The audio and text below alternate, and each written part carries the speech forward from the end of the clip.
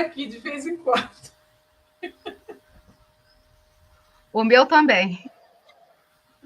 Bem, boa tarde a todos e a todas que nos acompanham essa tarde. Meu nome é José Rivair Macedo, eu trabalho no Departamento de História da URGS, com foco no ensino, pesquisa e orientação em História da África.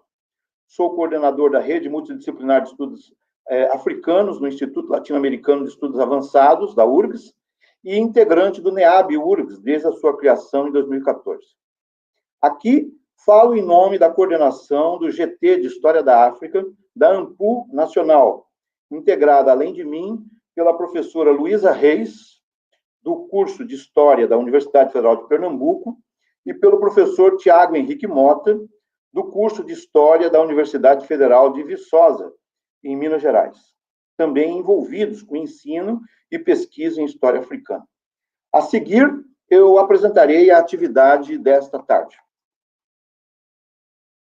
Promulgada no início do século XXI, a Lei 10.639, de 2003, instituiu a obrigatoriedade do ensino de História e Cultura Africana e Afro-Brasileira no ensino fundamental e médio.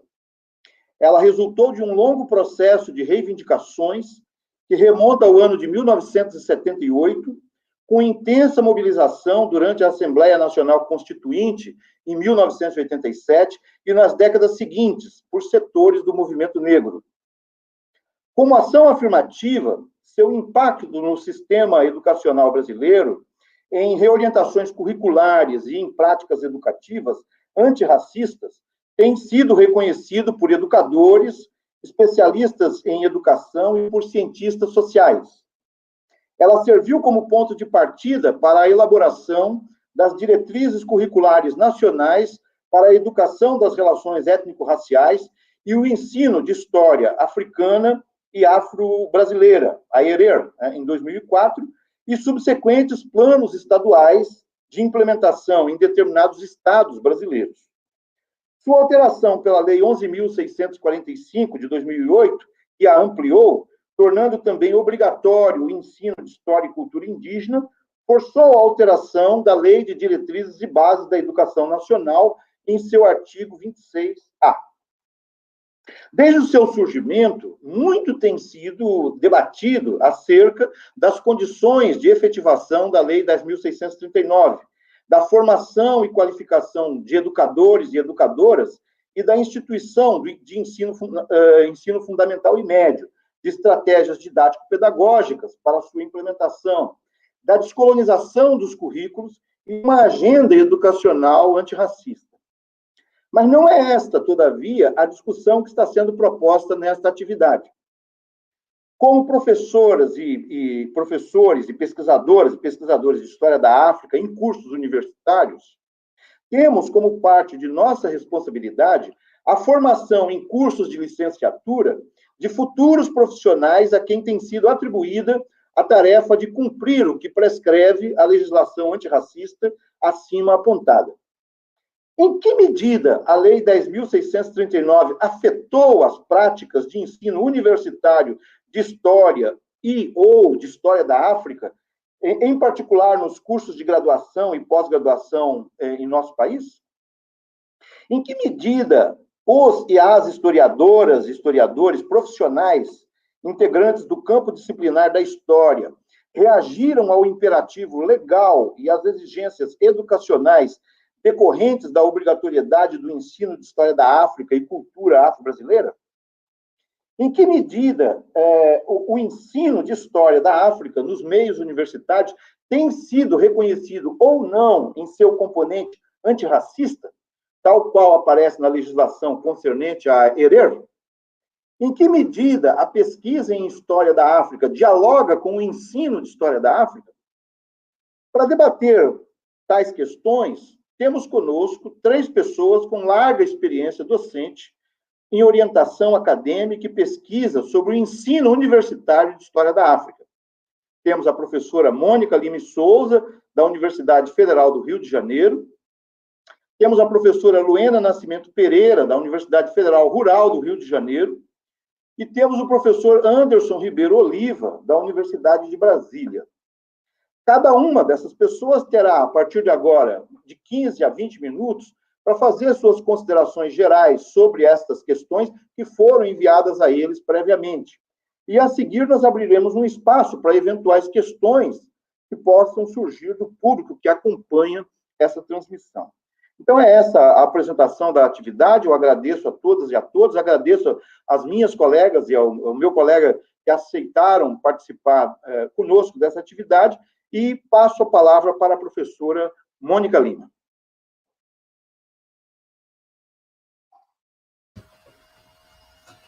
Olá, boa tarde a todas e todos, colegas, estudantes, público interessado. Em primeiro lugar, eu gostaria de saudar essa iniciativa do GT África, da ANPU, né? Essa iniciativa importante de iniciar esse ciclo de debates. Acho que nós devemos isso para o público interessado, para os estudantes e para os nossos próprios colegas e para nós mesmos, né? Criarmos esse espaço de debate nesses tempos, né, de vida, em grande parte virtual, mas que pretende, né, dar continuidade e ocupar espaços que antes eram ocupados por debates ao vivo, né? Certamente estamos agora num tempo diferente e essas novas tecnologias nos colocam frente também a novas possibilidades. Uma delas é de falar com um público muito mais amplo.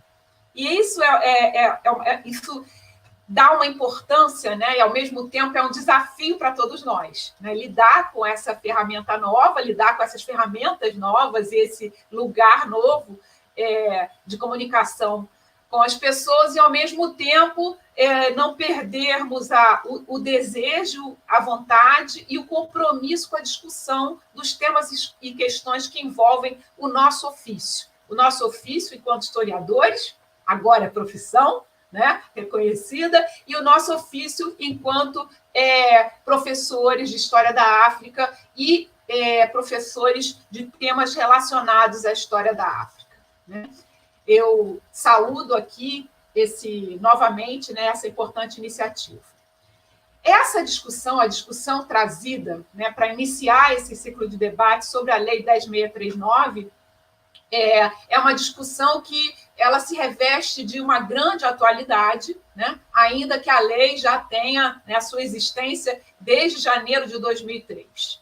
Né, e ela se reveste de uma grande atualidade não apenas para nós, professores e professoras, né, de história, de antropologia, de sociologia, de literatura, ou de todas as áreas contempladas pela legislação, que é importante, né, lembrarmos que essa lei ela não é a lei de História da África, ainda que sejamos interessados diretamente no tema, é uma lei que tem um foco muito mais amplo. Né? E é uma lei que, inclusive, nos incita a um diálogo com diferentes disciplinas, não só as disciplinas dos conteúdos curriculares das escolas, mas também as diferentes áreas de estudo de história que se encontram nos nossos departamentos, nos nossos institutos, nas universidades. Não só a História da África, né, tem, desde o princípio, né, o princípio da interdisciplinariedade, já disse o grande Kizerbo na abertura da coleção História Geral da África, como nós, à frente dessa lei, devemos ter a interdisciplinariedade, o diálogo com outras áreas do conhecimento, o diálogo com o campo da educação fortalecido. Essa para mim, é uma base importante da lei. Uma outra base importante da lei, que já foi dita pelo professor José Rivair Macedo, é que essa lei ela nasce dos movimentos sociais.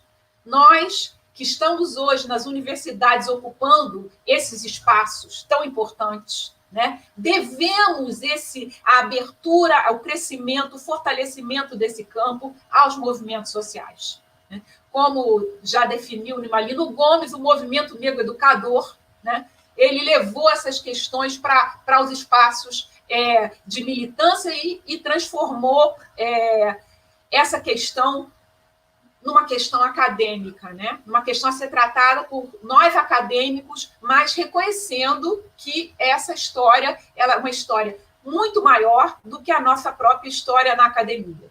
Com isso, não quero dizer que não houve outros setores que lutassem, né, pela implementação da obrigatoriedade de História da África nos currículos, tanto da educação básica como nos currículos universitários. Mas, sem dúvida, foram os movimentos sociais, em especial o movimento negro, que realizou essa campanha e que esteve à frente da sua aprovação.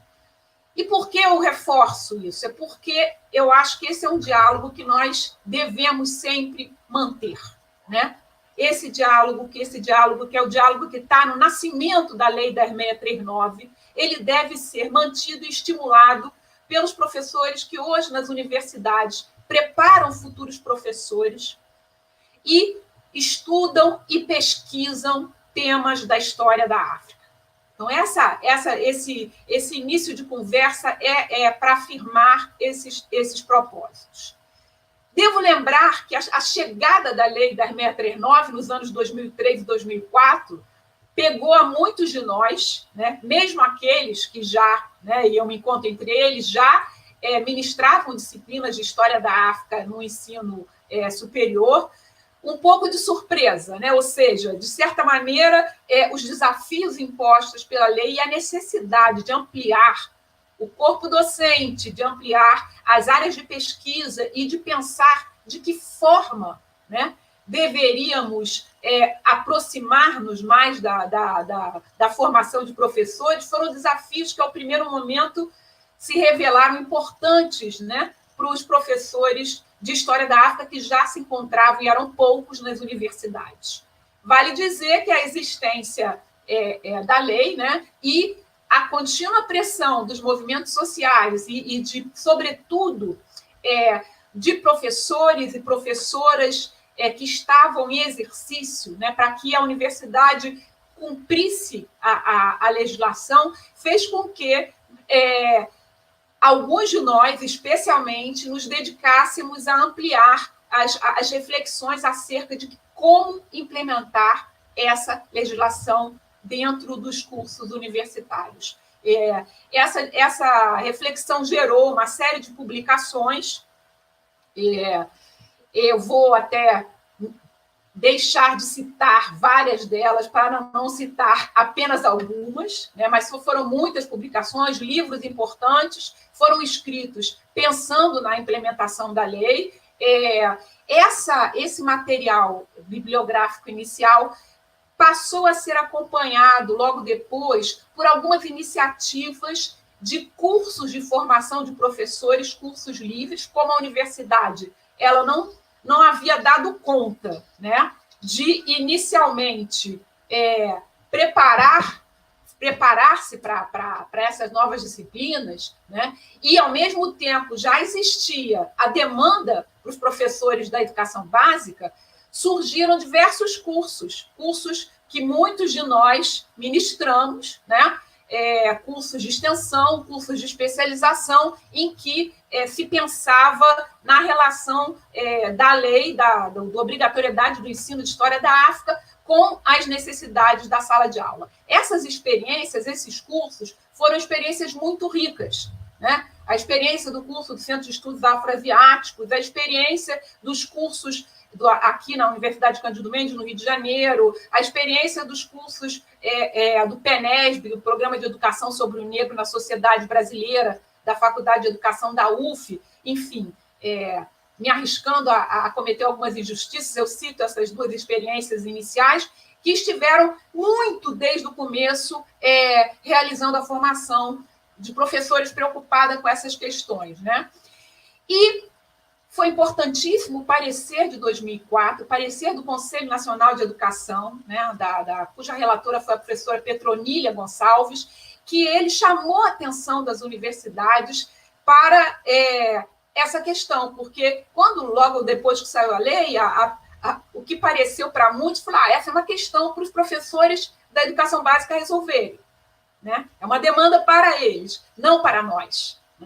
O parecer ele colocou de uma forma, e ele gerou muitas discussões, certamente, mas o parecer colocou de uma forma inequívoca que essa questão era nossa. Essa questão pertencia a todos nós que trabalhávamos no ensino universitário e no ensino de pós-graduação com temas de História da África.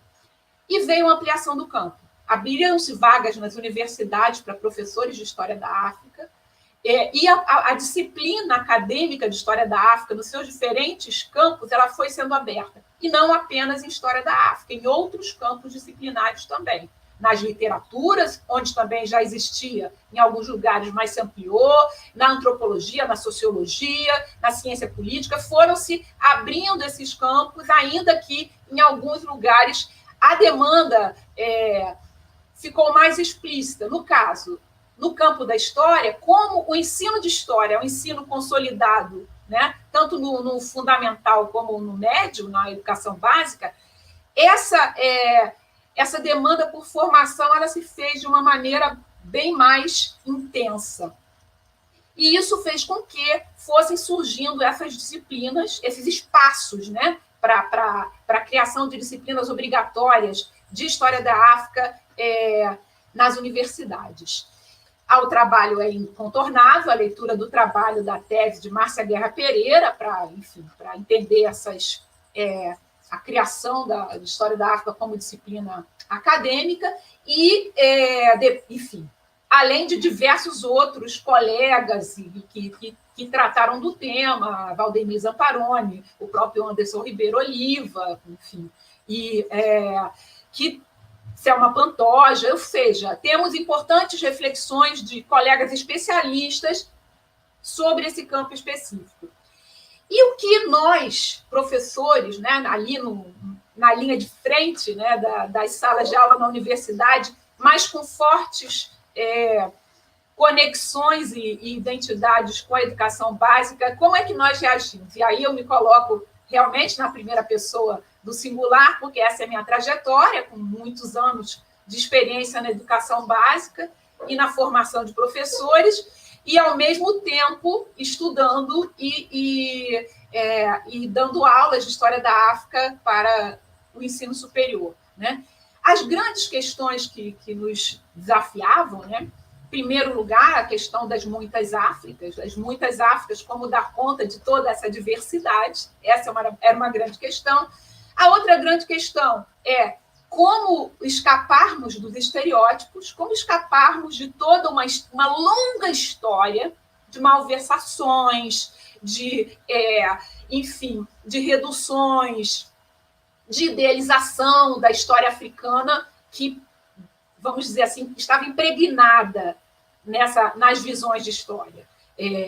Como a gente lidar, ao mesmo tempo, com demandas, legítimas demandas, de que a história da África fosse algo que empoderasse a África, ou seja, que fizesse com que o orgulho pelo pertencimento a uma história africana se consolidasse, porque certamente isso era e é importante, e, ao mesmo tempo, o que as pesquisas dos estudos e um olhar profissional e consistente deveria trazer. Então, essas grandes questões, né, entre muitas outras, mas permeavam as nossas vidas profissionais como desafios, né? E esses desafios nós continuamos a enfrentar. O que vemos hoje é que o campo cresceu, já temos vários colegas, o próprio grupo de trabalho de História da África da AMPU é uma demonstração, né? Na área de antropologia também foi criado espaços importantes, mas eu deixo isso para a colega Lueda Pereira contar para a gente. E essa ampliação, ao mesmo tempo, ela vai trazer diferentes visões sobre que história da África é essa que deve ser ensinada. E essa é uma questão com a qual eu gostaria de fechar a minha breve fala aqui, né? Porque o meu grande interesse hoje depois de pontuar essas questões, ouvir os colegas e ouvir o que essa audiência vai nos trazer de perguntas e reflexões. Mas hoje uma grande questão que está diretamente ligada com a constituição do nosso campo, e não sem razão, é uma questão que esteve presente de forma... sob a forma de um debate acalorado, a meu ver, muito enriquecedor, logo no início do GT de História da África, surgir numa reunião da Associação Nacional de História, foram os limites entre essa história da África, né, que desejamos ensinar, comprometida com estudos e pesquisas sobre as sociedades africanas em seus diferentes momentos e com as suas diferentes questões, e a história afro-brasileira. Que essas histórias elas foram articuladas pela legislação, a Lei 10.639 é uma lei que articula esses campos, né? A história da diáspora africana nas Américas, ela é entendida por grande parte, até mesmo dos historiadores que produziram a grande história geral da África, como parte da história africana, né? E, ao mesmo tempo, essa dificuldade, ou seja, a necessidade de delimitação do campo de história da África, levando a que, muitas vezes, temas e problemas relativos à história afro-brasileira, que poderiam, em algumas ocasiões, ter sido, né, ou ser protagonizados e vividos por africanos nativos do continente, ou por seus descendentes diretos vivendo aqui, não fossem entendidos como da nossa área de estudos. Essa é uma discussão que é uma discussão rica, é uma discussão estimulante e que acho que nós devemos travar, né, dentro dos nossos lugares, do nosso ofício e da nossa área de estudos, entendendo que estamos vivendo já um outro momento, vamos dizer assim, já temos áreas de história da África que eu quase diria consolidadas no Brasil inteiro, e vocês viram que na minha fala eu evitei falar dos inúmeros problemas, né, que a gente ainda enfrenta, tanto em sala de aula quanto na educação básica, para a implementação da lei. E foi proposital, não que eu não veja esses problemas e questões, poderia travar o debate sobre eles, mas pode ser que as perguntas venham tratar disso, eu espero. Mas aqui eu quis colocar as questões que, mais que de tudo, de base da lei, e deixar para o debate esse grande tema de discussão dos limites e possibilidades de diálogo entre a disciplina de História da África, entre o campo de estudos de História da África e o campo de estudos de História afro-brasileira. Enfim. Professora Mônica, muito obrigado por sua intervenção. E eu vou passar, então, a palavra à professora Luena Pereira. Aciona seu microfone, tá, Luena? Estava esquecendo já. Boa tarde a todas e todos. Estou muito feliz de estar aqui nesse encontro. Agora, de virtual, é quase amor, né? Assim, a gente já se conhece, já pode se conhecer pessoalmente, virtualmente, a gente já está rompendo barreiras com relação a isso, né? Agradecer muito a iniciativa do GT, nosso GT de História da África, de fazer esse ciclo de debate sobre a lei. A gente já pode olhar para essa lei em perspectiva, né? Quase 20 anos, né? A Mônica está falando, eu estou aqui lembrando da época que a lei foi promulgada, os debates que a gente tinha, a história da África, na história do afro-brasileiro, temos que fazer uma limitação. Não, o Brasil é o maior país negro fora da África, não podemos separar a África do afro-brasileiro. Foram calorosos debates, né? Eu lembro muito das nossas discussões, Zamparoni, vários de nós, assim, muito enfáticos em defender um campo e outro. Uma época muito, muito interessante. E hoje a gente já olha para trás para esse debate que continua marcando muito o nosso campo, mas que a gente já pode olhar em perspectiva de que essa relação continua sendo uma relação muito profícua, né? E como que ela rebate um campo no outro, que são distintos e inseparáveis, né? O campo da África e da história da África, dos estudos africanos e dos estudos afro-brasileiros. Eu, como costumo dizer que sou uma antropóloga infiltrada no GT de História da África, né? Eu sei, é claro que o GT de História da África é um GT fortemente interdisciplinar, os estudos da África já nascem com essa marca da interdisciplinaridade, mas ainda assim os antropólogos e outros profissionais somos assim uns infiltrados, né, que ficamos ali muito em torno, né, desse irmão maior da história da África, né? E isso tem a ver muito com a centralidade da história, né, como um campo fundamental da produção da identidade nacional, né? Existem 3 grandes instituições, ou áreas, ou, enfim, esferas do mundo social, né, do mundo da cultura.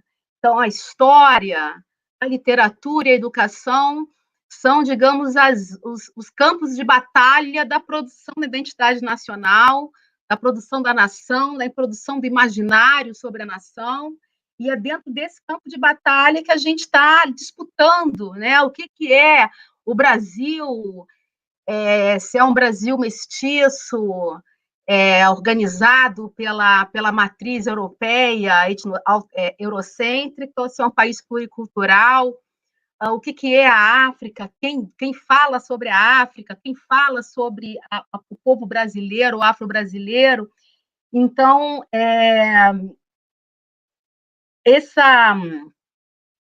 essas disputas, elas são muito sensíveis dentro do campo da história e da historiografia, né? E é isso que eu acho que faz com que a Lei 10.639 não é à toa que ela é popularmente conhecida como Lei de História da África, né? Porque é nessa disputa em torno do que é a história do Brasil e o que é a história da África para o Brasil que a lei incide fortemente, né? Além das questões em torno de cultura africana e afro-brasileira, né? Uma questão que eu gostaria de chamar a atenção, né? A gente fala assim, puxa, a lei tem 18 anos e não foi ainda, temos muitos problemas, né? Eu lembro lá no começo, quando a lei foi promulgada, que a gente dizia assim, algumas pessoas um pouco informadas diziam assim, mas a gente não tem professor para dar, a gente não tem material para dar, não seria importante primeiro formar os professores e os materiais para depois ter a lei? E a gente que estava, né, no front da guerrilha, dizendo assim, não, mas olha, justamente porque nós não temos professores, materiais, formação, disciplina, que nós tivemos que lutar por essa lei, né? Então, uma lei que é produzida com o fim de produzir as condições de sua implementação.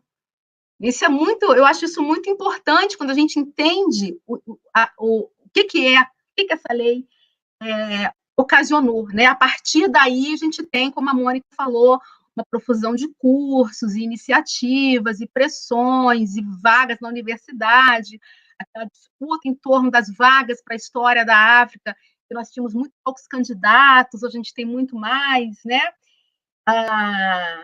E eu acho que nesse ponto a história e depois a literatura estão muito mais à frente de campos como as ciências sociais, antropologia e sociologia, eles andam muito mais lentamente, depois a gente pode debater sobre isso. Eu queria te falar, nessa breve apresentação aqui, é um efeito da lei muito interessante que eu venho estudando há alguns anos, que não que incide sobre a produção, sobre a construção de um novo imaginário sobre a África e sobre o afro-brasileiro dentro do mercado editorial sobre literatura infanto-juvenil, né? Então, se a história e a literatura são esses grandes campos de batalha, eu queria falar um pouquinho da literatura infanto-juvenil, que é o que eu venho estudando nos últimos anos com os meus alunos de graduação, as minhas alunas, né, mais fortemente, de graduação.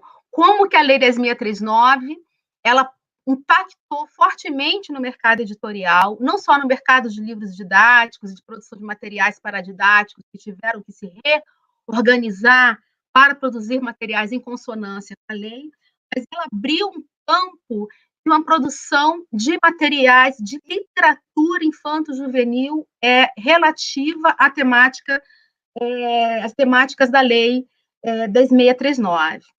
Eu estou estudando há alguns anos isso e fizemos um grande levantamento de livros infanto-juvenis desde os anos 80, mas como que esses materiais eles cresceram a partir de 2003, especialmente a partir de 2007, 2008, com um salto gigantesco em que hoje, sem tentarmos ser exaustivos no nosso levantamento de várias editoras, catálogos e feiras, nós podemos contar com mais de 600 títulos de literatura infanto-juvenil que abordam temáticas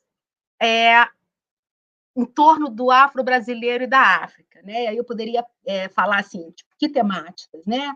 Temáticas referentes a religiosidades africanas e afro-brasileiras, a mitologias e contos contados e recriados, contos africanos recriados, temáticas da tradição oral, ancestralidade, histórias de mais velhos, histórias de famílias, histórias que ressaltam conflitos no cotidiano e construção da identidade, que são muito comuns nos livros mais juvenis, de crianças mais velhas, questões da estética e autoestima, sobretudo centradas na discussão fortíssima em torno do cabelo crespo, especialmente das meninas de cabelo crespo, histórias de aventuras, histórias que abordam histórias e aspectos históricos e geográficos do continente africano, cultura afro-brasileira, danças, lutas, comidas, e, sobretudo, uma temática que surge nesse contexto de produção literária a partir da lei, que não tinha aparecido até então, que são histórias que não têm nenhuma relação com uma temática específica do africano e do afro-brasileiro, mas que têm protagonistas negros. Uma coisa que até então não existia, né? Eu acho que talvez um livro, que é o famoso A Menina Bonita do Laço de Fita, talvez, que tivesse essa temática de personagens negros em histórias comuns, histórias sem nenhuma relação, né? E esse impacto, né, dessa literatura, eu estudei vários aspectos, né, desse boom, eu estudei as questões do mercado editorial, que são esses autores negros e brancos, homens e mulheres, mas com ainda a maioria brancos, mas com um crescimento muito importante de autores negros, autores acadêmicos que produzem para a academia e produzem literatura infanto-juvenil, muitos desses autores que fizeram cursos, né, até alunos nossos, Mônica, como a Sônia Rosa, por exemplo, e outros, que fizeram cursos de especialização, cursos em torno da lei, acadêmicos famosos como João Rufino, Nilma Gomes, outros autores, agora daqui a pouco eu vou lembrar, Raul Lodi, Helena Teodoro, né? Assim, então, existe um universo muito interessante de autores que vem trabalhando com a temática infanto-juvenil, e a gente ainda não tem, na verdade, uma avaliação sobre o impacto que isso vai ter em termos, já está tendo, mas como é que isso vai rebater em termos da criação de um imaginário infanto-juvenil positivado sobre a África e afro-brasileiro, e como é que isso vai rebater em processos, em momentos posteriores do ensino da África e do ensino de história da África na escola, no ensino básico e superior. A gente está trabalhando com uma outra juventude daqui a alguns anos, né? Muitos desses livros, a gente pode perguntar, 600 títulos, como é que esses títulos aparecem, se eles são realmente lidos por crianças, né? Muitos deles são títulos que ganharam premiações, muitos desses títulos foram comprados, participaram de editais governamentais de compra e circulam nas escolas, né? Então, eu estou chamando a atenção para esse aspecto, que é um aspecto de construção muito primária, muito, muito inicial, de um imaginário sobre a África e afro-brasileiro que a gente não tem ainda, não chegamos a esse impacto na universidade, né? Quer dizer, ou seja, o quanto que a Lei 10.639 ela foi produzindo efeitos, né? Efeitos na pesquisa sobre a história da África, sobre a África, efeitos na produção de material didático, efeitos em pesquisas, efeitos na produção, na formação de professores do ensino básico e médio, mas também eu quero incluir nesses efeitos da lei a produção de uma rica literatura infanto-juvenil afro-brasileira, vamos dizer assim, que eu acho que deve ser observado pelos próximos professores, né, que estão atuando, que vão atuar nas escolas nos próximos anos. Então, era isso um pouco que eu queria contribuir na minha fala. Muito obrigada. Obrigado, professora Luena, pelas suas palavras, e, na continuação, então, vou pedir ao nosso colega Anderson Oliva que passe a exposição, acionando o seu microfone também. Olá, boa tarde a todas e a todos. Gostaria de agradecer muito o convite gentil feito pelo professor Rivaí e pelo GT de História da África da Ampul, e manifestar minha enorme satisfação e prazer em poder compartilhar esse momento com duas colegas que, enfim, têm a minha admiração e que são referências nos estudos africanos no Brasil. A professora Mônica Lima, a professora Luana Pereira, enfim, com um enorme prazer que eu participo desse diálogo como um aprendizado e também como um momento de partilha, de troca, de reflexão. Isso é muito bacana e é bom ver a Mônica plenamente restabelecida, uma enorme felicidade que a revejo. Nos encontramos há 2 meses atrás numa banca e é muito bom vê-la com tanto vigor e com tanta disposição. Bom, quando o Rivaí fez o convite, eu pensei em várias possibilidades de interlocução e de diálogo, e já imaginando também um pouquinho da fala, ou das falas, tanto da Luena como da Mônica. E eu acho que, pensando nesse campo específico da compreensão dos impactos da Lei 10.639 na universidade, é impossível não pensar ela num conjunto maior. Ou seja, a Lei 10.639 ela faz parte de um conjunto de ações, quase todas oriundas dos movimentos sociais negros no Brasil, que há décadas vinham criando um volume de reivindicações, de capacidade de organização, de pressão no poder público, no parlamento ou na administração central, seja nos municípios, nos estados ou no governo federal, e que vão impactar na última década, na década de 2000, na criação desse pacote de leis e de iniciativas que aí sim vão fazer um impacto maior na universidade, que não está plenamente estabelecido, mas que vinha num crescente volume de mudanças que passam a ser interditadas, infelizmente, na segunda metade dessa década, devido às mudanças que acontecem no Brasil, no campo político, no campo ideológico, nas novas disputas que surgiram a partir de 2015. Mas eu acho que é impossível pensar a Lei 10.639 sem pensar, portanto, nesse conjunto de ações legais, de iniciativas do movimento social, dos movimentos sociais negros, que vão impactar no campo educacional e de combate ao racismo no Brasil.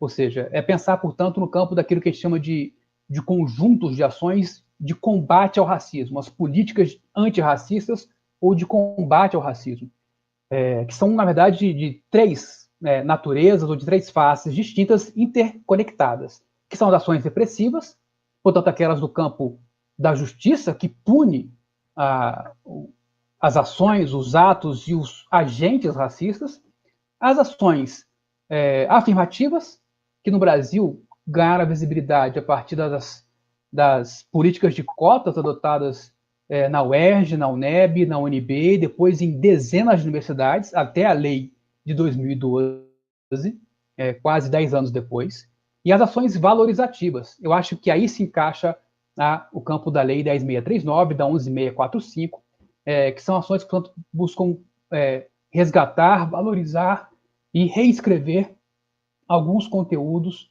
que foram invisibilizados ou que foram, portanto, alvo da estrutura racista que forma a nossa sociedade, portanto, do racismo interpessoal, do racismo institucional, do racismo estruturante e do racismo epistêmico, que era responsável pelo silenciamento, pela invisibilidade, pela negação da presença africana em nossa história.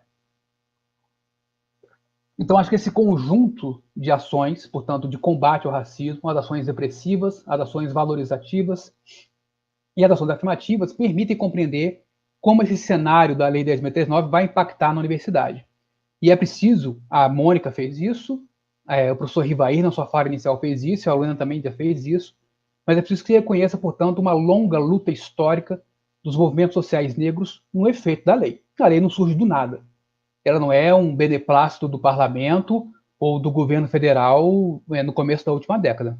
A lei é, na verdade, fruto de uma larga reivindicação, larga temporalmente falando, reivindicação dos movimentos sociais negros. É preciso recuar a primeira metade do século XX para compreender que isso já surge, se não como no texto da lei, mas como um princípio de argumento e de reivindicação no primeiro Congresso do Negro Brasileiro, no Teatro Experimental do Negro, pelas ações do Abdias Nascimento. Em 78, no genocídio negro brasileiro, já está explícito no texto do Abdias. Nos anos 80 e 90, você tem ações que avançam, por exemplo, em algumas leis municipais, que já adiantam o impacto da lei de 2003, que se avolumam a partir dos anos 90 de maneira significativa. Ou seja, a gente não pode esquecer que em 95 a Marcha Zumbi dos Palmares, que acontece aqui em Brasília, traz um enorme impacto para aquilo que vai ocorrer na década seguinte, ou seja, a mobilização de milhares de ativistas, de intelectuais, de militantes negros e negras aqui em Brasília, forçam um diálogo, a abertura de portas no diálogo com o governo federal, naquela época ocupado pelo Fernando Henrique Cardoso. É a primeira abertura que se tem para a negociação direta com o poder público. Em 2001, com a conferência em Durban, e a partir dessa década, em 2002, 2003, 2004 e nos anos seguintes, com a adoção de políticas afirmativas em diversas universidades, tanto estaduais como federais no Brasil, todas elas antecipando aquilo que viria tardiamente, que é a lei de cotas, que é só de 2012. Eu acho que é a partir daí que a gente consegue compreender o impacto, de fato, da Lei 10.639, ou desse conjunto, esse pacote de políticas públicas antirracistas ou de combate ao racismo no impacto na universidade. Porque é a partir daí que você começa a ter uma mudança fundamental na composição do perfil discente das universidades, que eram até então majoritariamente ou hegemonicamente brancas, tanto no perfil do seu corpo discente como no seu corpo docente, graduação, pós-graduação.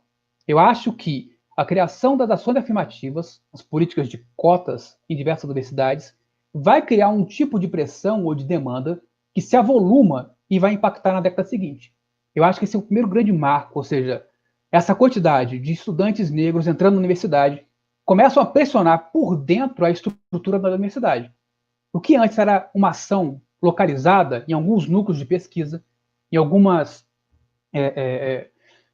agências que já atuavam na universidade há algum tempo, de colegas que quase que de forma isolada tentavam, militavam, combatiam por dentro das universidades, faz com que o volume dessa voz antirracista cresça na universidade. Então, acho que o primeiro reconhecimento é esse. O impacto da Lei 10.639, ela não consegue ser avaliada exclusivamente dentro da universidade. Ela tem que ser percebida com esse conjunto de ações e a adoção de cotas ou de reserva de vagas para candidatos, para estudantes negros na universidade é um meu grande impacto, que ao longo da última década vai criando um tipo de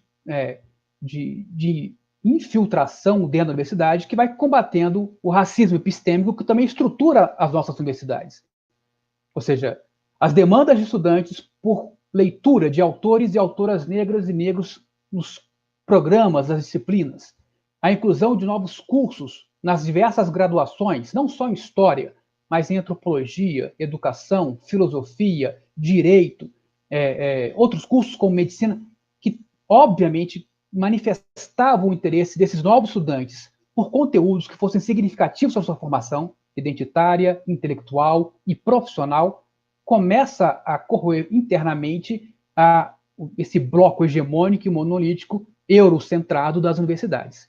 Então, acho que esse é um primeiro grande impacto conjunto. Analisar a lei de 2003 só é possível a partir da compreensão também desses outros impactos. Acho que um segundo grande momento é a adesão de outras legislações e decretos federais para a implementação da lei. É claro que em 2004 as diretrizes curriculares são fundamentais para a sua implementação. No ano seguinte, em 2005, a adoção da obrigatoriedade do PNLD, de que as obras também adotadas na educação básica brasileira tornem obrigatório a abordagem de conteúdos africanos é fundamental para que esse alcance seja maior, que se tenha uma maior visibilidade e um maior atendimento que a lei previa lá atrás, e que vão gerar, no começo dessa atual década, algumas outras mudanças. Ou seja, é preciso que se frise também que em 2010 nós temos a aprovação do Estatuto da Igualdade Racial, que, por mais que o texto tire as cotas de gênero, ele reforça o argumento de que era importante inscrever não só na educação básica, mas na educação superior, a valorização da cultura afro-brasileira e da cultura africana.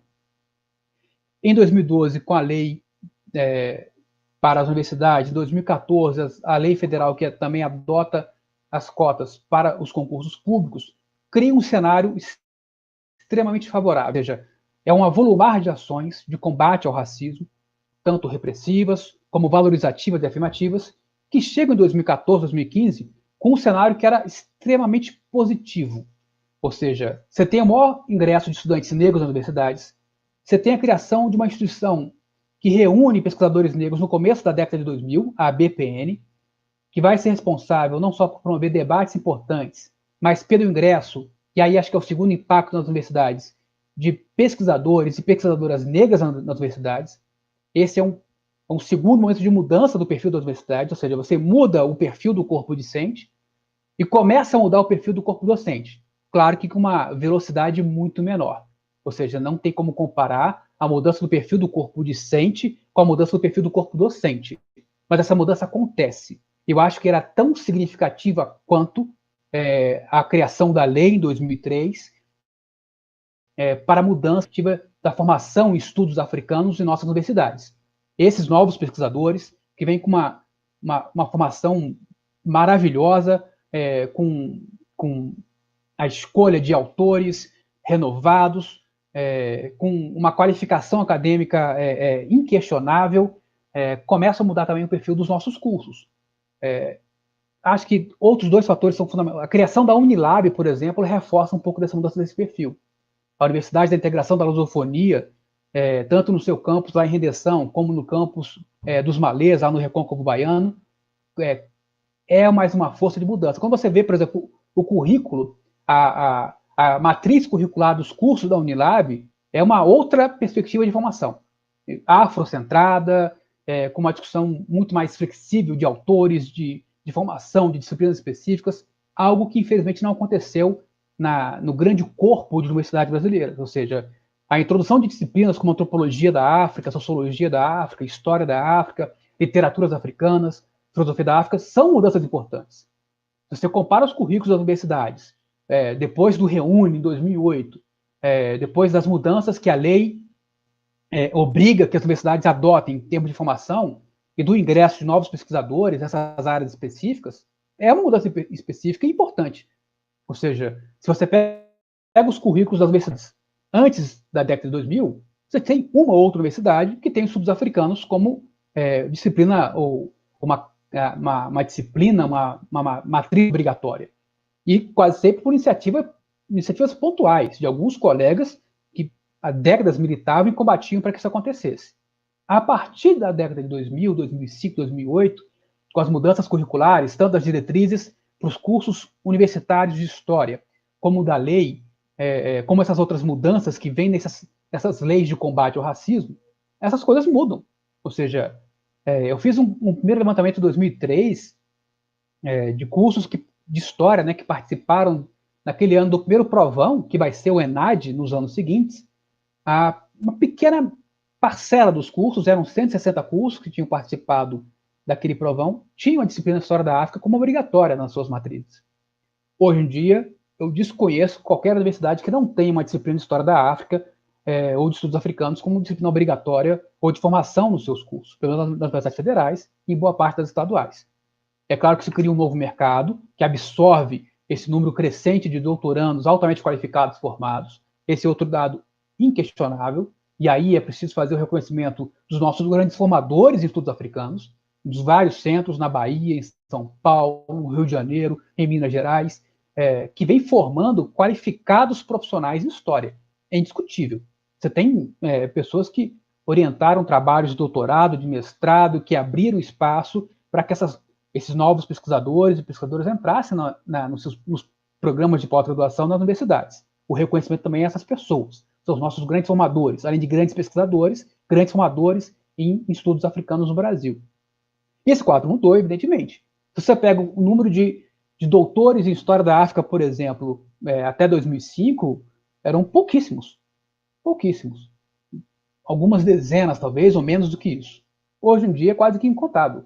Quando você vê essas novas agências de estudantes da pós-graduação, os congressos que acontecem, os seminários, as pesquisas, é quase que impossível acompanhar o volume de trabalhos, de pesquisas altamente qualificadas, com as temáticas mais diversificadas possíveis, conectando a África com as diásporas, com foco específico em África, não só de língua portuguesa, mas a África no seu conjunto maior, faz com que, enfim, que se crie uma boa pressão, ou seja, quem já está há mais tempo trabalhando com o tema se sente pressionado em qualificar mais os seus textos, em pensar melhor a sua produção, porque é um volume de pesquisadores enorme, com uma qualidade de produção também admirável.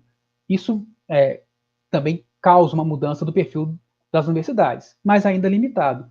Quando você percebe essas disputas, por exemplo, na hora de pensar os concursos que acontecem com o Reúne em 2008 em diante, isso se torna claro. Ou seja, conquistamos vagas para a história da África, mas sempre de maneira muito combativa, para que se ampliassem a oferta de disciplinas na graduação, na pós-graduação e a contratação de pessoal qualificado. Eu acho que aquele argumento que aparecia talvez lá em 2000, não temos tanto pessoal qualificado, desapareceu. Hoje em dia esse argumento eu acho que ele não prospera em nenhum espaço. Ou seja, nós temos profissionais altamente qualificados, infelizmente a palavra não é melhor, mas um estoque de intelectuais formados esperando para ingressar nas universidades. Os concursos são altamente qualificados e concorridos, então há uma mudança também do perfil dessa geração de pesquisadores formados nos últimos 15 anos. Isso é muito importante e que vai impactar também na mudança do perfil dos nossos cursos, mas de maneira limitada. Eu citei a Unilab como um modelo de nova matriz e, portanto, que ela surfava como na crista da onda dessas mudanças que vinham de 2000 em 2010. Há outras iniciativas muito importantes, por exemplo, como a criação da primeira graduação em estudos africanos e afro-brasileiros na Universidade Federal do Maranhão, que formou sua primeira turma ano passado, se eu não me engano. Então, ela foi criada 3, 4 anos atrás, e é uma graduação dedicada exclusivamente aos estudos africanos e afro-brasileiros, o que é formidável, portanto, que transcende quase todos os esforços que fizemos nas outras universidades. Então, você tem um volume de ações que começam a impactar na universidade, ou seja, mais doutores e mestres formados, mais professores atuando na área, nos mais diversos campos do conhecimento científico, uma pressão para uma maior inclusão de disciplinas nos cursos, mas que impactou ainda de maneira bastante limitada.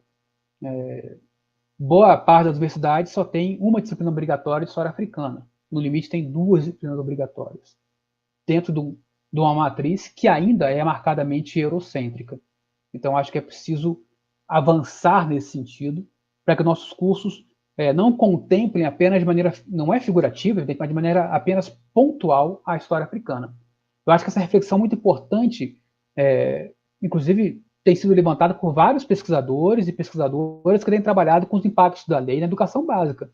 Quando você avalia, por exemplo, a produção de livros didáticos no Brasil e o ingresso, a inscrição de conteúdo sobre a história africana, me parece inquestionável que qualquer coleção de história hoje adotada, seja no ensino fundamental, seja no ensino médio, inclui conteúdos da história africana.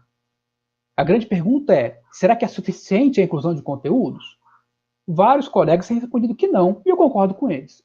Ou seja, cumprimos em um certo sentido a lei, com a inclusão de conteúdos, mas a estrutura do conhecimento permaneceu ainda marcadamente eurocentrada.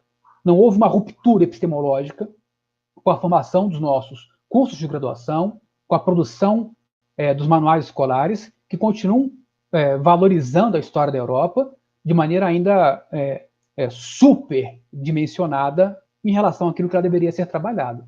Então, acho que esse é um aspecto que também impacta na universidade.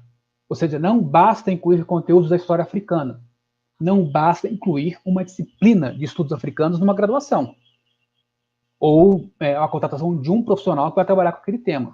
Isso ainda é pouco para as mudanças que são necessárias e que são urgentes. Ou seja, uma profunda mudança das estruturas curriculares das nossas graduações seria fundamental para acompanhar esse movimento, esse avolumar de medidas que, desde a última década, marcam o nosso cenário de combate ao racismo na sociedade e nas universidades. Não se enfrenta o racismo epistêmico apenas com a inclusão de uma disciplina. É preciso mudar as estruturas da formação do corpo docente, do corpo discente, da escolha dos conteúdos a serem selecionados, dos autores a serem lidos, né, da quantidade de disciplinas que abordam essas temáticas nas universidades. Essa virada epistemológica ainda não ocorreu nas universidades, com poucas exceções. É o caso, aí a minha avaliação do curso da Unilab, é o caso da avaliação desse curso da Federal do Maranhão e de algumas outras universidades que têm tentado modificar os seus currículos. Eu acho que isso é um avanço importante, mas que ainda não ocorreu. Eu acho que em 2015, talvez, nós, professores de História, tenhamos perdido um pouco a oportunidade de dar continuidade a essas mudanças. Eu lembro que naquele ano, a primeira versão da BNCC, da Base Nacional Comum e Curricular, foi apresentada ao Brasil. É claro que era uma primeira versão que tinha problemas, era evidente. Ou seja, que precisava ser discutida. Você não cria um currículo novo em um ano, nem com um debate apressado. Mas aquela versão tinha um fator muito positivo, que era uma contestação óbvia ao nosso modelo eurocentrado de pensar a história na educação básica. Ela foi atacada por todos os lados. Poucos se levantaram para defender aquela versão. Aquele ano foi um ano talvez decisivo dos últimos anos no Brasil. Em 2015 marca uma virada política, de retrocessos, que nos impactam hoje. É difícil fazer um diagnóstico pensando no futuro. Daqui a 2 anos a gente tem a revisão da Lei das Cotas, que completam 10 anos. É difícil imaginar no cenário que vivemos a sua continuidade, por mais que todos nós militemos por isso. Ou seja, o cenário de perda dos últimos 5 anos é ainda pouco dimensionado, a gente consegue refletir pouco, porque vivemos o calor do momento sobre esses sentidos. Mas eu acho que naquele momento a gente tinha em mãos um importante fator de virada epistemológica. Eu acho que esse é um elemento estruturante das universidades que falta acontecer. Enquanto os nossos cursos continuarem valorizando de maneira superdimensionada autores europeus, é claro que eles são importantes. É claro que eles têm que ser lidos, discutidos. Não faço aqui nenhum tipo de apologia a um tipo de pensamento anti-europeu ou anti-ocidental, não é nesse sentido. Mas enquanto os nossos cursos continuarem sendo marcadamente eurocentrados, na escolha tanto das disciplinas que ingressam no currículo, ou seja, por tudo que eu tenho analisado nos últimos anos, quase todas as universidades, por exemplo, têm no mínimo de 8 a 10 disciplinas obrigatórias de formação em estudos europeus. A história antiga é marcadamente europeia, a história medieval, e aí o Rivaí pode falar isso muito melhor do que eu, é ainda marcadamente eurocentrada, a história moderna, a história contemporânea. E aí você tem, portanto, pequenos nichos em que os estudos africanos começam a ingressar. A história da África, parte da história do Brasil, parte da história da América, pensando nas diásporas, mas ainda com caráter minoritário. Então, nossos cursos continuam marcadamente eurocentrados na escolha de quais são os componentes curriculares obrigatórios para a formação dos nossos historiadores e historiadoras, na escolha dos autores a serem lidos. Não me parece ser apenas um detalhe. A escolha das nossas bibliografias, que entram nos concursos, nas seleções da pós-graduação, na formação dos nossos cursos, é fundamental. Ler autores africanos ou especializados em estudos africanos é fundamental para continuar esse movimento de virada ou de mudança que a Lei 10.639 permitiu começar lá no começo da última década. Só que, em algum sentido, nós perdemos um pouco do fôlego disso nos últimos anos. Em 2015, eu achei que tinha entrar num grande debate, ou seja, de virada epistemológica nas universidades, de questionar autores, de questionar currículos, de transformar a formação dos nossos estudantes uma formação que não fosse mais eurocentrada, que fosse Brasil-centrada, afrocentrada, mas que pensasse a história de outra forma. E eu acho que, na verdade, esse era o grande a grande expectativa para as mudanças na universidade, que infelizmente não ocorreram, apesar das boas iniciativas. Eu listei aqui apenas duas, mas as outras, o CEAL da UFBA tem que ser sempre reconhecido como uma instância de formação qualificada, com o primeiro mestrado e doutorado em estudos étnicos raciais e em estudos africanos no Brasil. Outras boas iniciativas vêm acontecendo, como, por exemplo, na UFRB, na Federal do Recôncavo da Bahia, uma cidade que me abrigou por 2 anos como professor, com a criação do mestrado profissional em estudos africanos e afro-brasileiros. Em outras universidades também isso tem ocorrido. Acho que eu concordo com a Mônica que não tem como listar todas as iniciativas, porque você acaba esquecendo algumas, falando outras, e enfim, fica um pouco deselegante fazer isso. Mas havia, portanto, um cenário propício para isso, que é difícil avaliar agora como ele ficará nos próximos anos, devido aos eventos políticos, enfim, ao que tem ocorrido no Brasil. Mas em termos de diagnóstico ou de avaliação pregressa, eu acho que esses elementos são centrais. Ou seja, primeiro pensar a Lei 10.639 no conjunto maior de ações não isoladas. Talvez lá atrás elas não fossem tão bem articuladas, mas apenas na compreensão de que elas fazem parte das políticas de combate ao racismo no Brasil. Ou seja, das leis repressivas, das ações afirmativas, das ações valorizativas, que permitem redefinir esse cenário. Com as ações dos movimentos sociais negros impactando nas universidades, nas agências de pesquisa, nos centros de investigação, com a criação da BPN, com a expansão dos NEABs em diversas universidades brasileiras, com a criação de núcleos de estudos africanos, com laboratórios de estudos africanos que visavam abrigar pesquisas, estudantes, tentando ampliar. A mudança do perfil do corpo docente, com a adoção de afirmativas e as cotas, acho que isso é fundamental para compreender o pouco que conseguimos avançar nas universidades. Não podemos desconectar das ações afirmativas, das políticas de cotas, que agora começavam a ter densidade também na pós-graduação. Em 2014, esse debate alcança a pós-graduação. Acho que com o programa da antropologia do Museu Nacional, que é o primeiro grande programa de pós-graduação que começa a discutir as cotas e implementa as cotas, depois outras universidades e programas. Esse ano, por exemplo, a UNB, depois de 17 anos de discutir as cotas na graduação, tornou obrigatório que todos os programas de pós-graduação reservem vagas para candidatos negros nas suas seleções. 17 anos depois. Isso, obviamente, vai ter um impacto daqui a 4, 8 anos na composição do nosso perfil do corpo docente. Mas acho que eram mudanças importantes que aconteciam. Mudar o corpo docente, mudar o corpo discente, mudar os nossos currículos, mudar a maneira como nós percebemos a importância das epistemologias africanas na nossa formação, e algo que estava começando a criar força e volume, mas que, enfim, sofreram talvez algum tipo de freio. Mas a minha visão não é tão pessimista assim, não. Eu acho que as mudanças que começaram, elas são ainda hoje irretornáveis. Ou seja... Professor Anderson... Eu vejo os colegas com uma força enorme, com demandas articuladas. Eu acho que é uma onda que não se segura. E quem ficar na frente vai ser atropelado, vai ser levado por ela. Eu acho que essa força não se interdita. Enfim, acho que era essa a minha contribuição. Desculpa se eu extrapolei um pouquinho o tempo. Não, acho que eu estou, inclusive, ainda sentido de ter que chamar, porque é uma fala muito bacana, como as falas anteriores também, muito bem articuladas, trouxeram questões incríveis, né, para o debate e necessárias, né? Quero registrar que a nossa atividade está sendo acompanhada por muita gente, muitas pessoas interessadas, muitos colegas nossos, da lista, o Zamparoni está aí, a Marina está aí, outros tantos colegas nossos.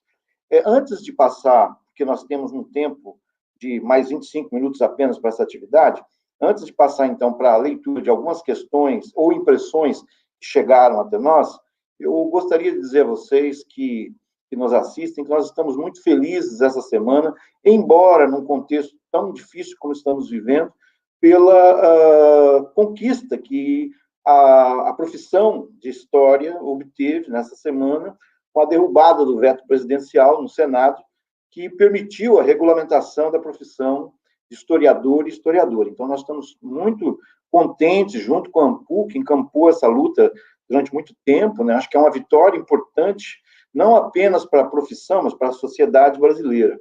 E os desafios não param por aí, os desafios continuam, e um deles, agora dentro do debate para a regulamentação ou para a afirmação da profissão de historiador e historiadora, entendemos nós, né, da coordenação do GT de História da África, é a inclusão da história da África e afro-brasileiros como sub-área na tabela da classificação de áreas do CNPq. Nós temos, desde a Assembleia que nos elegeu para a coordenação, entendido que essa é uma demanda necessária, porque se trata de reconhecer a história da África e afro-brasileira como campo de estudo, de pesquisa, de ensino em âmbitos institucionais. Então, nós sabemos que, até onde eu sei, só a antropologia reconhece pela etnologia indígena e pela antropologia das populações afro-brasileiras um campo específico para populações negras e indígenas. É importante que isso esteja reconhecido dentro das sub-áreas de história. Nós temos história antiga, medieval, moderna e contemporânea, história da América, tanto da América Latina quanto uma sub-área dos Estados Unidos, né, de história dos Estados Unidos. Nenhum demérito para nenhuma dessas áreas, mas a história africana e afro-brasileira, por todas as razões que foram apontadas aqui, e inclusive a conexão delas da pesquisa com o ensino, são necessárias como sub-área para o fortalecimento profissional, por um lado, e também para o fortalecimento de demandas de projetos, pesquisas acadêmicas e de ensino.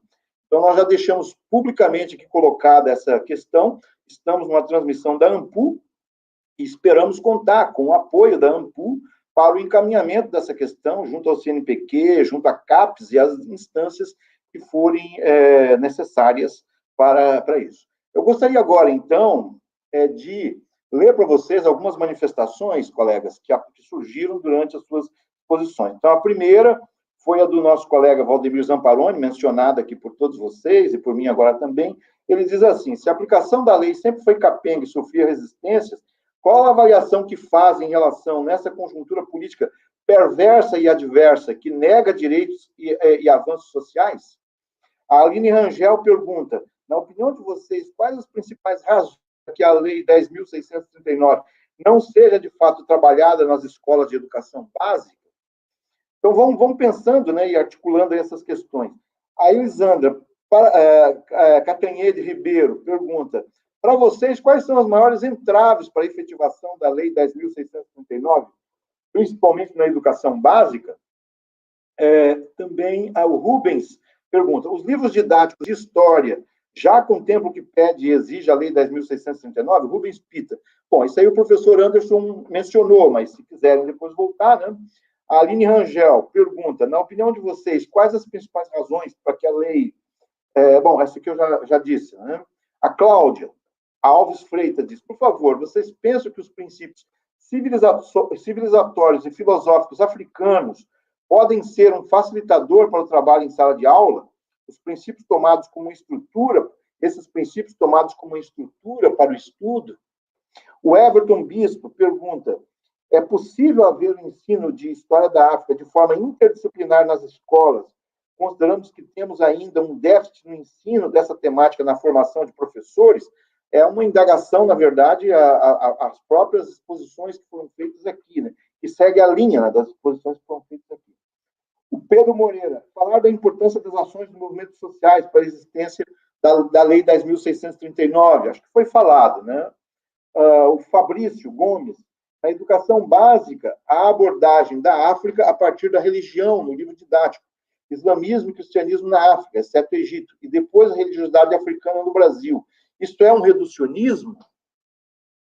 O Denilson Santos: há inúmeras obras voltadas para os estudos africanos. A questão é que a maior parte dessas obras está em língua estrangeira. Que ações podemos pensar para traduzir e publicar essas obras? Então, são algumas questões que surgiram, acho que não dá para responder todas elas, obviamente que não, mas acho que vocês perceberam mais ou menos o sentido geral, né, que elas têm, e nós temos ainda algum tempo. Eu pediria, então, que por volta de 5 minutos, cada um de vocês abordem aquilo que achar que podem fazê-lo, né, na linha que essas questões foram levantadas, e depois eu faço um fechamento rápido, né, da atividade. Eu entendo que, de modo geral, sintetizando, acho que teríamos a questão dos desafios atuais da Lei 10.639, num contexto que realmente muda, né, de 2015 para cá, conforme apontado pelo professor Anderson. Depois, os desafios para a educação básica, com materiais didáticos, de alguma maneira, a professora Luena tratou disso, né, mas colocado essa questão. E um terceiro seria o dado das epistemologias africanas, né, de que modo elas podiam contribuir no sentido de uma percepção não eurocentrada, né, da história, como foi levantado por vocês.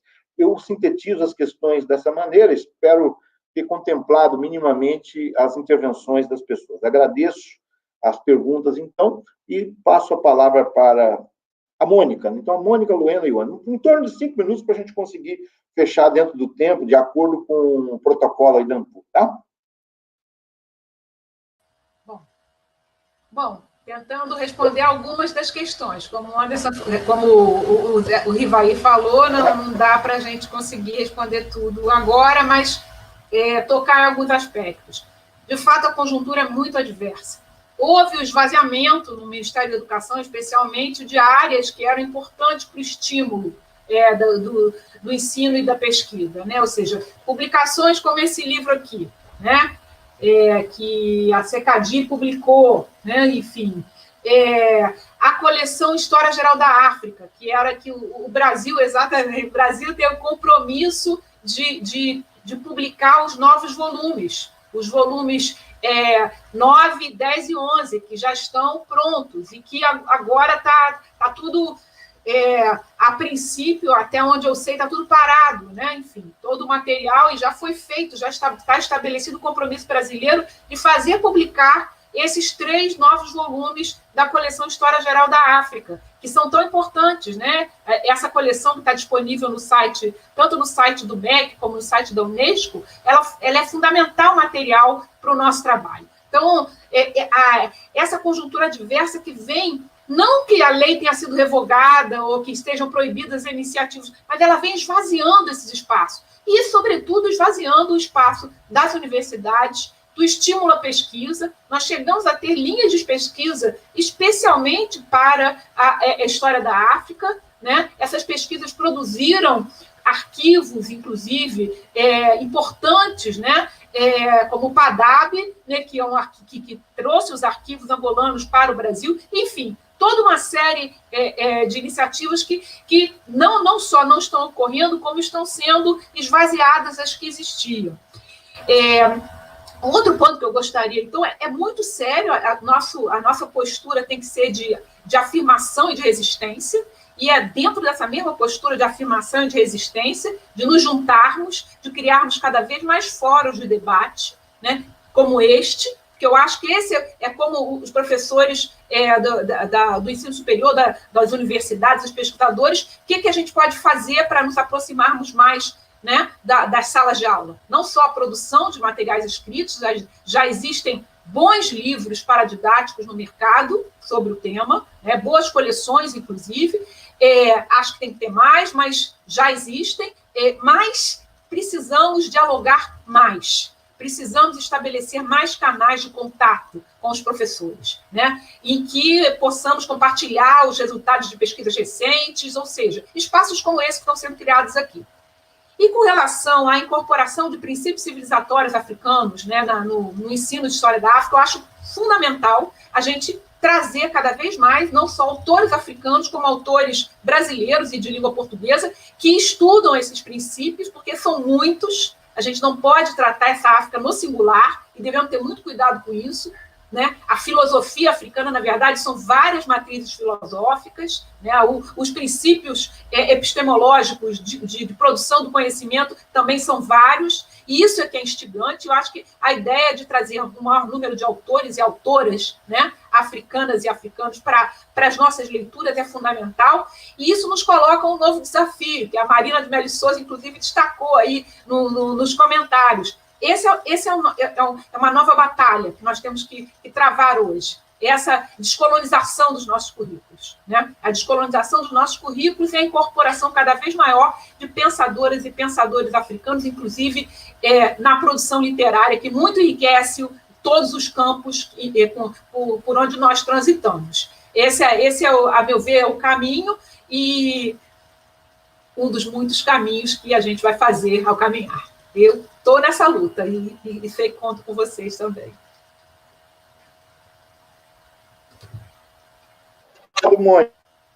Obrigado, Mônica. Luena? Bom, são muitas questões, assim, eu acho que temos uma enorme quantidade de desafios que já seriam desafios num contexto mais ou menos politicamente, economicamente estável, né? E a partir dos últimos 5 anos a gente tem caminhado assim para uma situação difícil de encontrar saída, né? Uma situação uma crise muito intensa, uma crise política, econômica, ideológica, toda ela muito confusa, né? Eu tentando pensar, abstraindo um pouco coisas que são perenes, né, assim, que se agravam com a crise, mas já existiam antes da crise com relação à aplicabilidade da lei, como é que ela de fato acontece no ensino básico, né? Eu acho que continuamos tendo essa situação no ensino básico do encapsulamento, né, do isolamento dos professores que querem empreender uma educação antirracista e tentar fazer valer, né, a lei, os conteúdos e as práticas antirracistas dentro da escola. Continua a ser uma prática que em cada escola continua tendo que depender de uma configuração política local muito difícil, sobretudo permeada pelo racismo religioso, né? Então, assim, a temática do racismo na escola, que se exerce, sobretudo pelo eixo do racismo religioso, continua a ser uma questão que já era realidade há décadas atrás e tem se agravado intensamente. Então, não tem como imaginar que possa haver algum tipo, né, de tudo que se fala de África, de afro-brasileiro, e mesmo de práticas antirracistas no espaço escolar, quer dizer, que mudou muita coisa, mudou. Existem articulações fortes de professores, existem secretarias, existem políticas, né? Tudo muito fragmentado, muito pontual, que a gente precisa ir caso a caso, município a município, secretaria a secretaria, onde essas ações antirracistas e de aglutinação de políticas de enfrentamento e de incentivo a 10.639 ou 11.145, ela é muito variável, né, em cada município ou estado. Mas é evidente que as forças contrárias, que são fundamentalmente articuladas em torno da raça e da religião, do racismo religioso, da intolerância religiosa, ela, no meu entendimento, ela tem sido um entrave constante e crescente para a implementação da lei. Isso no chão da escola, né? Nos espaços universitários de formação de professores, a gente continua tendo, isso muito do que o Anderson comentou, né? Uma resistência, também o encapsulamento, eu vejo isso na minha universidade, né?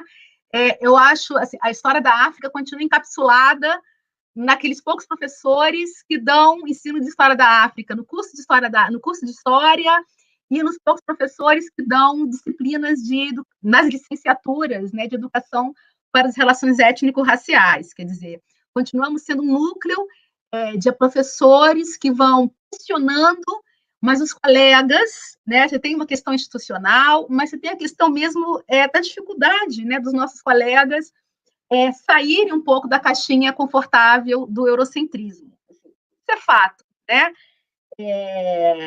Uma dificuldade, eu venho das ciências sociais, eu venho da antropologia, uma antropologia que é uma ciência que nasce com colonialismo, com modernidade, né?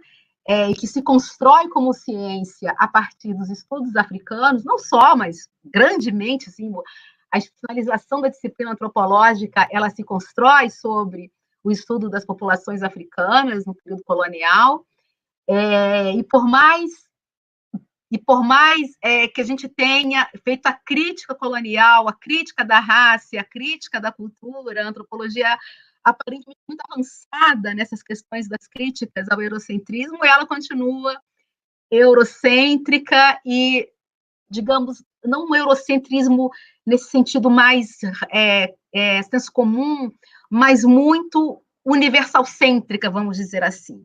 Muito pouco plural em termos de produção teórica, em termos de produção epistemológica, muito pouco aberta, né? E sua antropologia, a sociologia, a ciência política, então, nem se fala. Eu quero fazer um pouco esse comentário sobre a área das ciências sociais, para uma maioria aí de historiadores, né? Que a nossa luta é bem difícil. Assim, eu tenho uma disciplina de pensamento africano, pensamento Ásia, África, América Latina, que pegar desde o panafricanismo até os decoloniais dentro do curso de Ciências Sociais. E, assim, a gente está ali trabalhando com esses autores ainda de uma maneira muito marginal. Somos 2 colegas no departamento que estamos lendo essas discussões. Tem outros colegas que conhecem, mas quando vão organizar isso em termos de disciplina, de leituras e procurar, como é que eu vou dizer, desenvolver e multiplicar esses autores, essas leituras para o grupo de professores do departamento, é assim, muito pedra no pântano, né? Então, desse ponto, a gente tem, realmente, se não são os alunos, e aí isso é um pouco muito do que o Anderson tem discutido, né? Se não são os alunos exigindo autores negros, sociologia negra, cadê os autores decoloniais, cadê a crítica, né? E que realmente fez uma diferença extraordinária nos últimos 10 anos na universidade. E é isso que eu acho, assim, que apesar de toda a crise que nós estamos passando em termos de pesquisa, falta de financiamento, todo esse descalabro, desconstrução, a paralisia que a gente tem vivido na universidade nos últimos anos, tudo nos desestimula, tudo nos impede de produzir e trabalhar e publicar, né? A presença dos alunos do ponto de vista étnico e de classe, tem modificado substancialmente a correlação de forças dentro da universidade. Né? Nós não, realmente, a pluralização do corpo docente ficou, né, no começo do caminho, nós não conseguimos pluralizar, né, um corpo docente, né, mais, enfim, mais diversificado, com outras informações, com outras formações, mas o corpo docente das áreas de humanidades, né? Muito mais do que isso. Os meus cursos de raça tem aluno de biologia, de arquitetura, de educação física, né? Os cursos que eu dou sobre relações raciais, mas a exigência dos alunos por uma pluralização do currículo, ela tem me permitido pensar que a gente vai atravessar essa tormenta sem perder a energia dentro da universidade pela transformação. Eu não acho que ela se perca pelo caminho. O processo, lógico, ele vai ser mais lento, mais tortuoso, mas ele não se perde. Eu acho que a desconstrução não será total, né? Essa é uma esperança, a gente precisa se agarrar em alguma coisa, né? Então, eu acho que é isso, né? Quer dizer,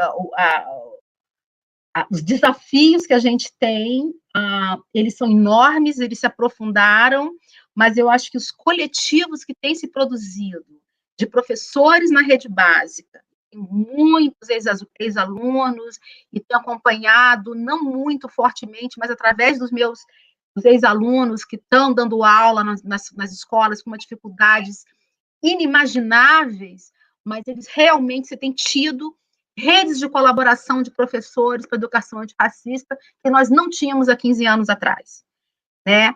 E, da mesma forma, núcleos de crítica e de interrogação, de interpelação aos currículos eurocentrados e etnocêntricos das universidades também não têm tido vida fácil. Meus colegas da história e das ciências sociais estão tendo dificuldades para continuarem a apresentar apenas autores brancos eurocêntricos nos seus cursos, né? muito feliz. Obrigada. Obrigado, Luena. Anderson, por favor. Vamos lá. Eu acho que boa parte das questões já foram respondidas ou foram, pelo menos, bem refletidas pela Luena e pela Mônica. Acho que eu vou concentrar aqui minha fala em dois aspectos. Acho que o primeiro, acho que foi o professor Valdemir Zamparoni que levantou, sobre os ataques que, enfim, não só a lei, mas o conjunto de ações de enfrentamento ao racismo no Brasil vem sofrendo, e também que, concordo com a Helena, não traz nenhuma novidade. Ou seja, é claro que o contexto é desfavorável, ou seja, a conjuntura é muito ruim. Mas quando a gente pensa, por exemplo, na discussão sobre as cotas na última década, vários colegas das universidades também se insurgiram contra as cotas. Assinaram manifestos, se posicionaram contra as ações afirmativas, num debate que era central sobre os efeitos do racismo sistêmico na nossa sociedade. Então, acho que aquilo que a professora Nilma Gomes trabalha no texto dela, né, do movimento negro como um movimento educador, como uma ação pedagógica na sociedade, é fundamental. Eu acho que o aprendizado que nós temos com esses grupos que foram oprimidos ou foram sistematicamente atacados na nossa história, dos povos originários, dos africanos, dos afrodescendentes, dos quilombolas, ensinam que, apesar de tudo, a resistência e a persistência são grandes lições. Apesar de tudo que eles sofreram, eles continuam aqui, atuando e continuam sofrendo. Ou seja, acho que o reflexo mais evidente é o que vemos agora dos efeitos da pandemia nas nossas sociedades originárias e nos povos quilombolas, ou seja, o genocídio que eles continuam a atravessar de maneira dramática nesse contexto. Mas, lembrando as falas do Ailton Krenak, ou seja, eles estão mais preocupados conosco, falo por mim, né, brancos, que não estamos acostumados com isso. Esses outros grupos que foram alvo da ação colonial, da ação do racismo, persistem e resistem como grandes lições da história. Então, concordo com a Luena e com a Mônica que é um momento, vai passar, e acho que essa força de mudança não vai sofrer um freio total nesse momento. Mas pensar nesses ataques do racismo epistêmico, do racismo religioso, do racismo estruturante, pensar na história do Brasil, na nossa Constituição enquanto sociedade. Nos últimos 500 anos, o racismo se faz presente nos primeiros contatos entre europeus, os povos originários, os africanos que foram para cá deportados. Então, o racismo estrutura a nossa história, a nossa sociedade, não é um fato novo. Lutar contra ele, acho que é um grande aprendizado. Criar novas estratégias de enfrentamento, de continuidade das ações de combate ao racismo, me parece algo esperado. Nesse caso, acho que é isso, estimular, portanto, a continuidade dessas ações que foram feitas a partir das últimas 2 décadas e pensar em outras ações. E acho que a ideia da escuta e do diálogo é fundamental, não só com os professores que estão na educação básica. Eu acho que esse diálogo aconteceu, mas de maneira muito limitada, concordo plenamente com a Mônica, é fundamental estabelecer novas redes de contato, de interlocução com esses professores e essas professoras, porque eles estão na linha de frente, eles que sabem quais são suas demandas, o que os alunos necessitam, que tipo de material eles precisam ter, que tipo de auxílio eles precisam dialogar, não aquilo que é pensado por nós da academia, por mim, por vários colegas, e como chegasse lá para sempre. Não. Ou seja, não é assim que as coisas funcionam. Essa interlocução é fundamental. Também ter uma interlocução maior com aquilo que de produção nova vem surgindo. Eu fico pensando, eu acho que foi a Luena que falou do racismo religioso, e uma pergunta que foi feita sobre a importância da cosmovisão africana e afro-brasileira na educação. Isso é fundamental. Eu lembro que recentemente eu reli um livro da Stella Guedes Caputo, que acho que é Educação nos Terreiros, e outros tantos livros estão sendo publicados. É isso. É preciso compreender como a educação acontece nesses espaços de maneira anterior. Eu fiquei lembrando aqui, deixei de falar, por exemplo, acho que o primeiro texto que eu li sobre ensino da história da África foi da professora Mônica, que foi o Fazendo Soar Os Tambores, que é um texto publicado no Cadernos PENESB, lá no começo da década passada, um dos primeiros textos que eu li sobre a temática, e que, portanto, acho que é indevido nós falarmos que não há produção no Brasil sobre o tema. Enfim, o professor Rivaí tem produzido textos muito importantes, a professora Luena, a professora Mônica, o professor Zamparoni, a professora Marina Mary Souza, sim, a professora Leila Hernandes, a professora Selma Pantoja, vários pesquisadores têm produzido uma quantidade enorme de textos. É claro que é sempre insuficiente, não tem como comparar com a outra produção historiográfica. Há um crescimento de editoras alternativas que se insurgem contra as grandes editoras e produzem, traduzem e publicam livros de maneira comunitária, às vezes autofinanciada, e que tem publicado autores muito importantes. Acho que isso só me lembra aquele movimento que aconteceu no começo da década de 80, quando havia um deslumbramento com intelectuais africanos sendo traduzidos em língua portuguesa. A gente não pode esquecer que a primeira tradução para o português da História Geral da África acontece no começo dos 80 por uma editora brasileira, de 4 volumes, que circula por muito tempo. Eu acho que a Mônica lembrou muito bem da ação do NEAB, lá da UFSCar, que com a Unesco traduziu, fez nova edição dos 8 volumes da História Geral da África, é fundamental. Pensar que nós temos uma pesquisadora brasileira centrada nos outros 3 volumes da História Geral da África, a gente não pode esquecer isso. A professora Vani Cleia, né? A professora Vani Cleia, enfim, que tem tido uma participação enorme, fundamental, promoveu ano passado um evento de lançamento, de discussão dos 3 volumes lá na UFMG. Por exemplo, eu lembro de um jovem pesquisador, o Muriatã Barbosa, que está na tradução desses volumes e escreveu as 2 sínteses, junto com outros autores, da História Geral da África. Então, hoje a gente tem um volume de informação disponível, acessível, inclusive em formato online, que é muito grande. Acho que esse argumento, claro, tem que produzir mais, tem que traduzir mais, tem que ter contato com outros autores. Isso é uma carência, acho que histórica do nosso mercado editorial, de tradução de autores centrais, de publicação, de acessibilidade dessas obras, do preço desses textos.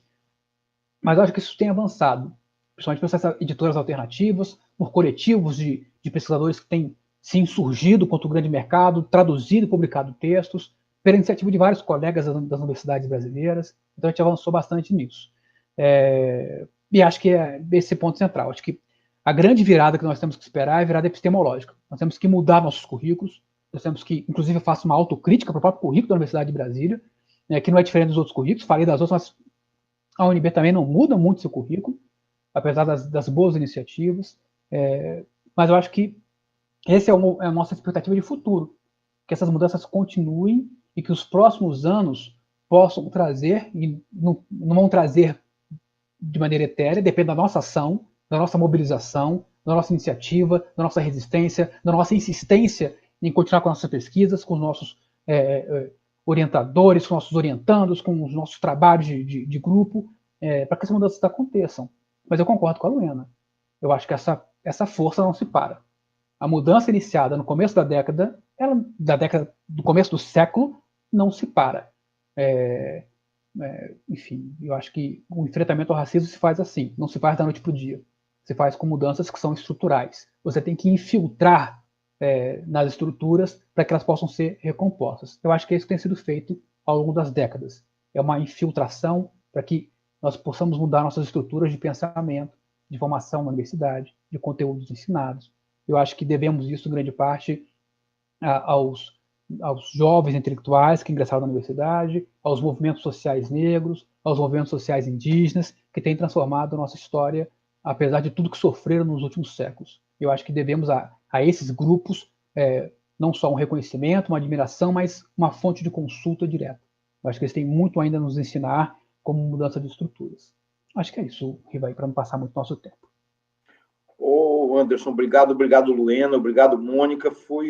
Está sendo uma satisfação, a atividade não encerrou completamente ainda, ouvi-las e ouvi-lo era o que esperávamos poder proporcionar nessa tarde, num ambiente acadêmico, mas que sabe o seu lugar, a sua responsabilidade social, e o quanto que o reconhecimento de processos, da ação de coletivos, de grupos, é fundamental para que efetivamente se possa avançar, né? E o nosso compromisso, além da nossa qualidade como pesquisadores, mas do nosso compromisso social e a pertinência das nossas falas a partir de lugares, né?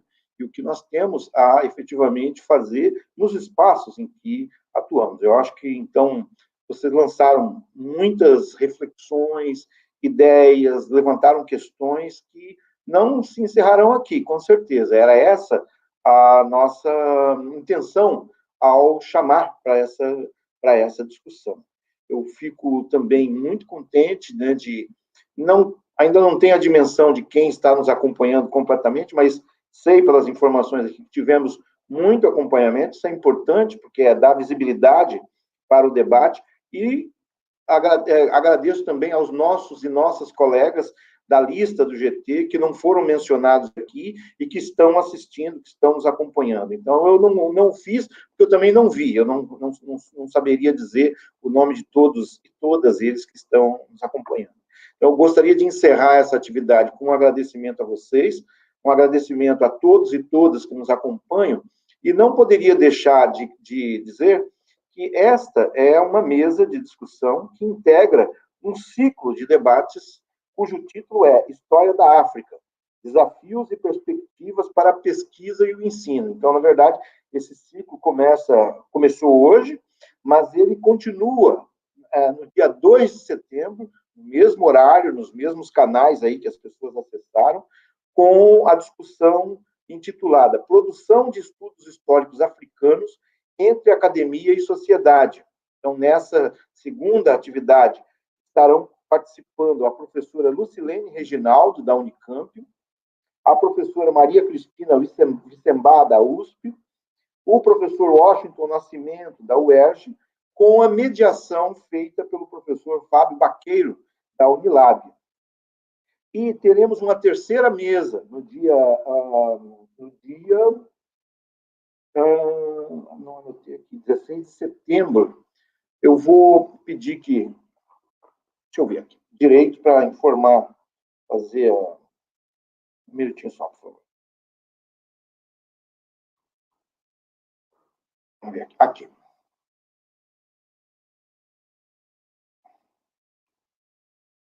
Gente, aqui. No dia... Então, essa terceira mesa acontecerá no dia 18 de setembro, me desculpe pelo lapso aí, e o título é A História da África desde Historiadoras Negras.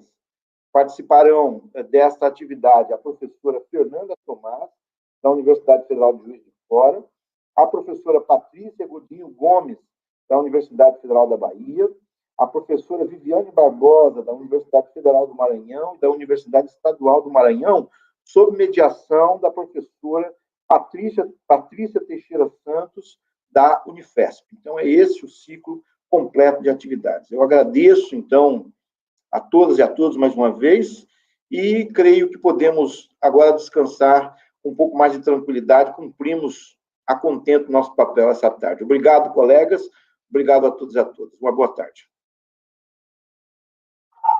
Tchau, pessoal. Obrigada.